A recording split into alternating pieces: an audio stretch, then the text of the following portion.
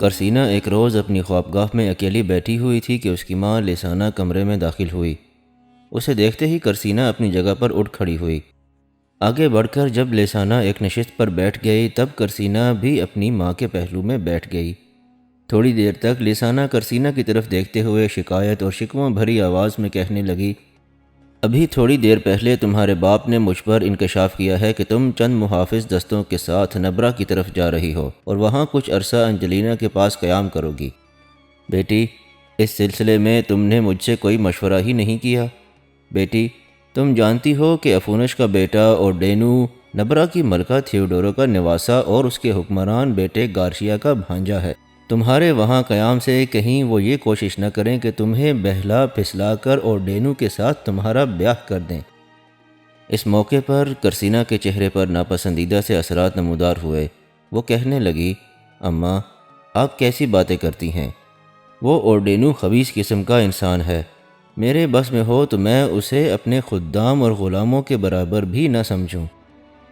کرسینہ جب رکی تب خدشات کا اظہار کرتے ہوئے لیسانہ کہنے لگی، بیٹی، یہ جو تم یہاں سے نکل کر نبرہ کا رخ کر رہی ہو تو میرا دل کہتا ہے کہ ایسا تم صرف انجلینا کے پاس رہنے کے لیے نہیں کر رہی۔ اس کی کوئی اور بھی خاص وجہ ہے جو تم مجھ پر ظاہر نہیں کر رہی ہو، مجھ سے چھپا رہی ہو۔ اس موقع پر کرسینہ نے مسکراتے ہوئے اپنی ماں کی طرف دیکھا اور کہنے لگی، آپ کے خیال میں اور کیا وجہ ہو سکتی ہے؟ لیسانہ نے کچھ سوچا اور پھر کہنے لگی، اچھا پہلے میرے سوال کا جواب دو، اس لیے کہ یہی سوال ایک بار میں نے تم سے پہلے بھی کیا تھا لیکن تم نے مجھے اس کا کوئی جواب نہ دیا تھا۔ بیٹی، اب میرے اس سوال کا جواب دو۔ تم نے میرے ذہن میں یہ بات تو ڈال دی ہے کہ تم کسی سے محبت کرتی ہو، کسی کو اپنی چاہت کا مرکز بنانا چاہتی ہو۔ میں تمہاری ماں ہوں، مجھ سے کوئی چیز چھپانے کی کوشش نہ کرنا۔ بتاؤ تو صحیح کہ تم کسے چاہتی ہو۔ لیسانہ کے ان الفاظ کے جواب میں کرسینہ نے کچھ سوچا، پھر کہنے لگی، اماں، میں آپ کو سب کچھ بتانے کے لیے تیار ہوں، لیکن ایک شفیق ماں کی حیثیت سے آپ پہلے میرے ساتھ وعدہ کریں کہ خصوصیت کے ساتھ آپ میری محبت میں رکاوٹ ڈالنے کی کوشش نہیں کریں گی۔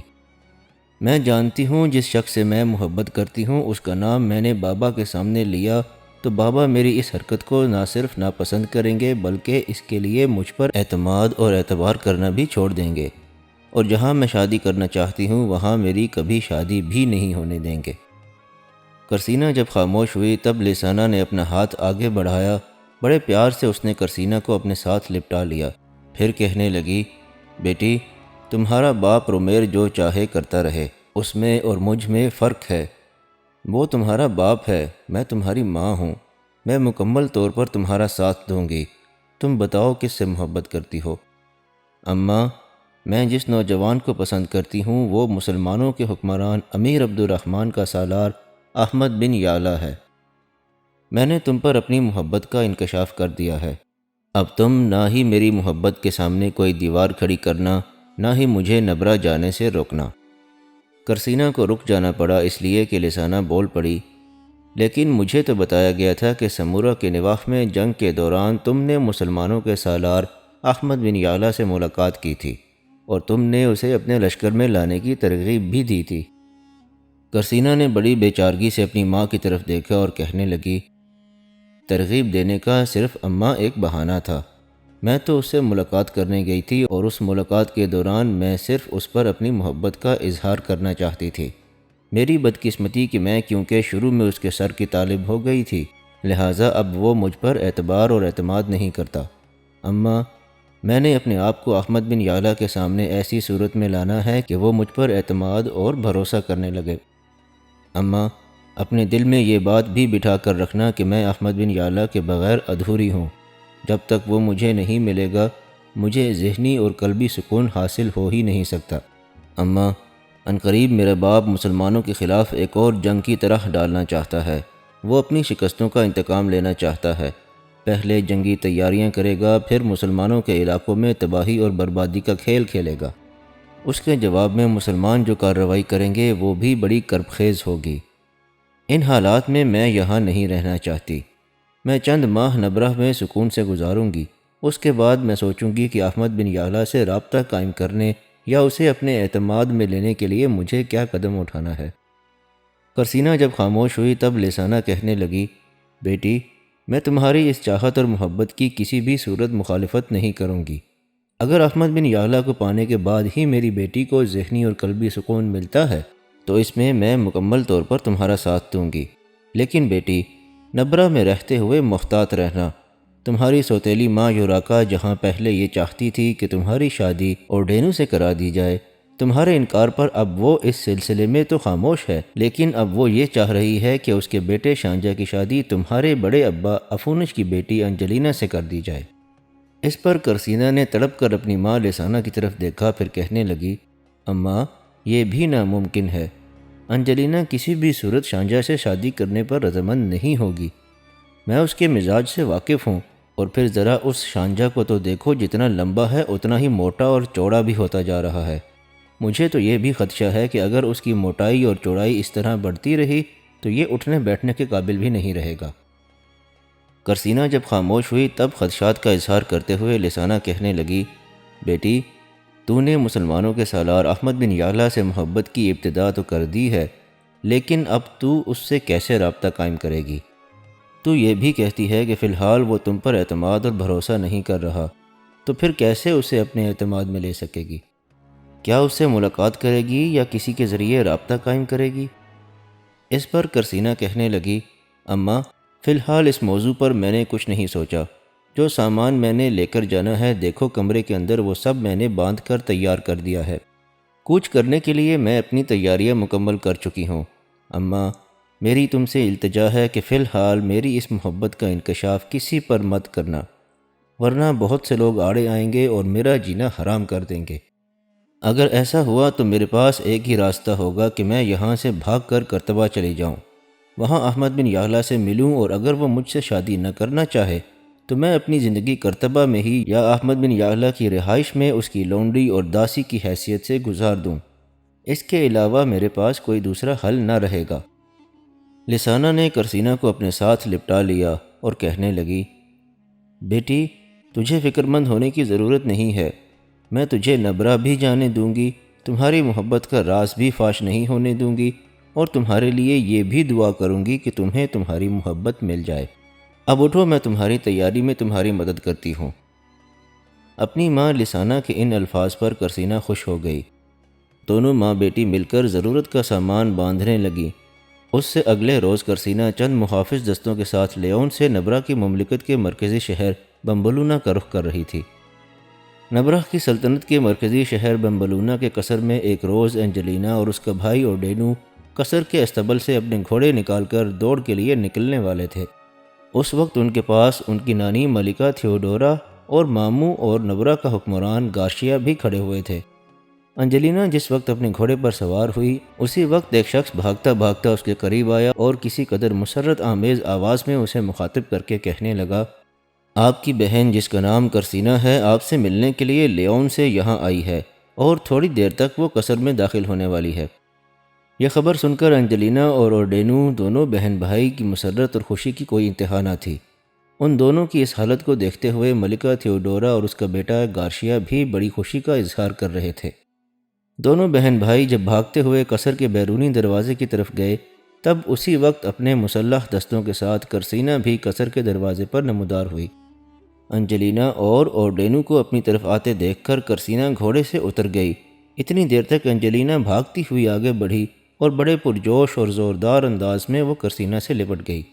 قرسینہ نے اسے اپنے ساتھ لپٹا لیا، اس کی پیشانی اور اس کے گال چومے، پھر حیرت کا اظہار کرتے ہوئے کہنے لگی، انجلینا، تم تو بچپن سے نکل کر شباب میں داخل ہو گئی ہو، اب تو تم پہلے سے کئی گنا زیادہ خوبصورت ہو گئی ہو۔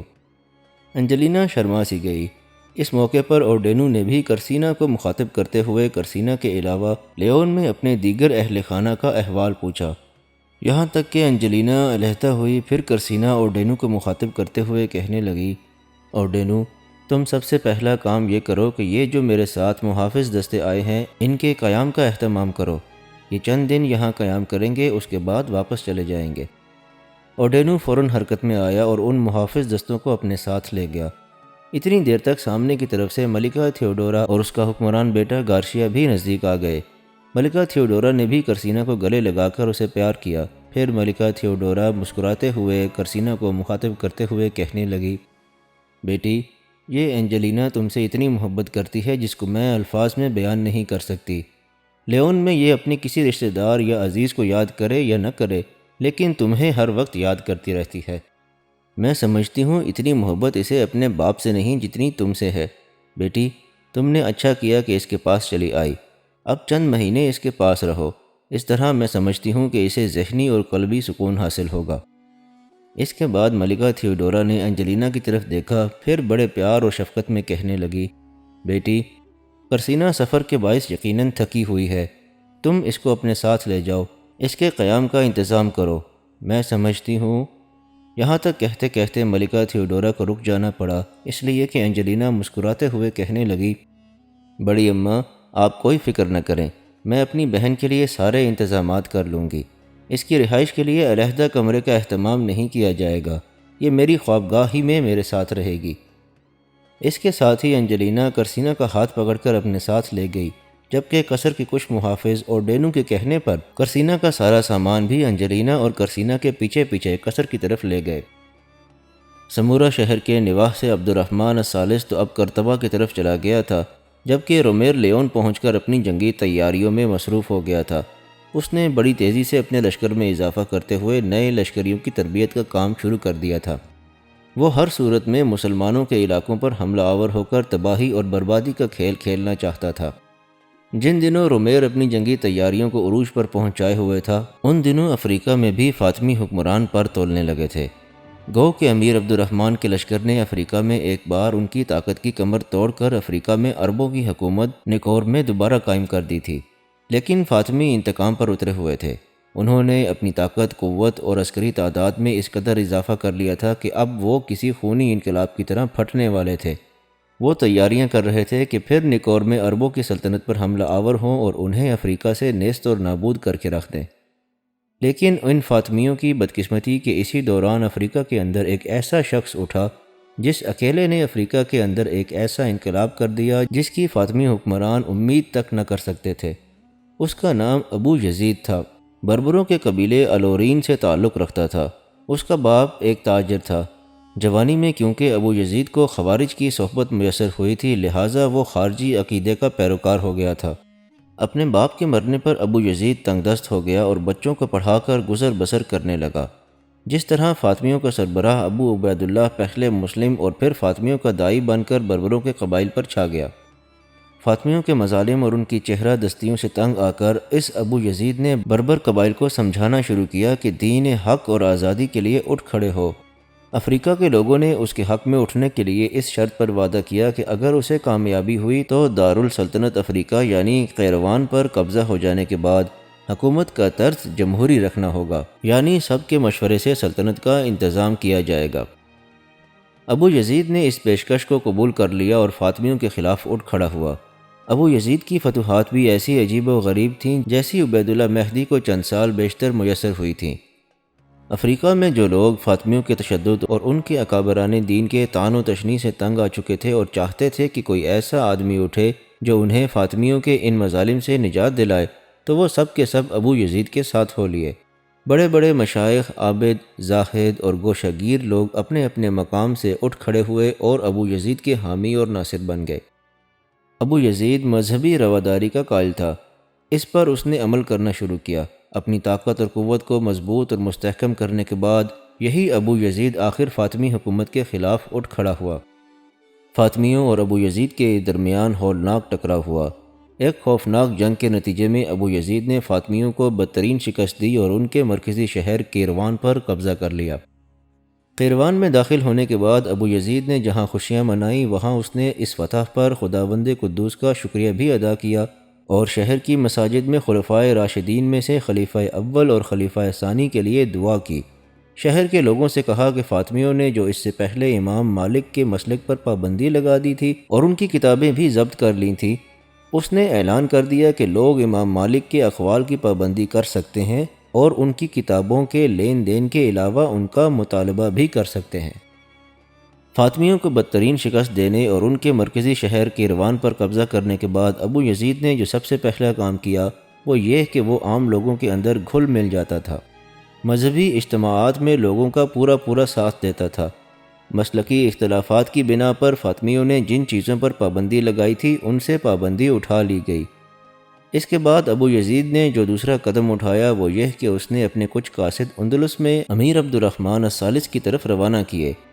اس نے امیر کی اطاعت اور فرمانبرداری اختیار کرتے ہوئے اتحاد کے مراسم پیدا کیے اور ایک خط اپنی طرف سے بھیج کر اس نے تحریری طور پر عبد الرحمن الثالث کو ان تمام ممالک کا سرپرست اور حکمران مان لیا جو افریقہ میں ابو یزید نے فتح کیے تھے۔ غرض اس ابو یزید کی وجہ سے فاطمیوں کا بحر اقبال ایک بار پھر جزر و انحطاط کا شکار ہو گیا تھا۔ اس طرح امیر عبد الرحمن کو افریقہ میں فاطمیوں کی ترکتاز اور حملوں سے کسی قدر نجات اور سکون ملا، اس لیے کہ فاطمی اپنی طاقت اور قوت میں اضافہ کرتے ہوئے ایک بار پھر اپنے مسلکی مخالفین کے خلاف حرکت میں آنا چاہتے تھے۔ ابو یزید کے اٹھنے سے پہلے جہاں نیکور کی اسلامی مملکت کا نیا حکمران صالح فاطمیوں سے خطرہ محسوس کر رہا تھا، وہاں اب ابو یزید کی فتوحات کی وجہ سے نیکور کی مملکت کا حکمران صالح سکون اور تحفظ محسوس کر رہا تھا، بلکہ افریقہ کے اندر وہ بربر قبائل جنہیں فاطمی حکمران دھونس دھمکی دے کر اپنے ماتحت بنانے کی کوشش کر رہے تھے، وہ بھی اب ابو یزید کی وجہ سے فاطمیوں کی طرف سے امن اور عافیت محسوس کرنے لگے تھے۔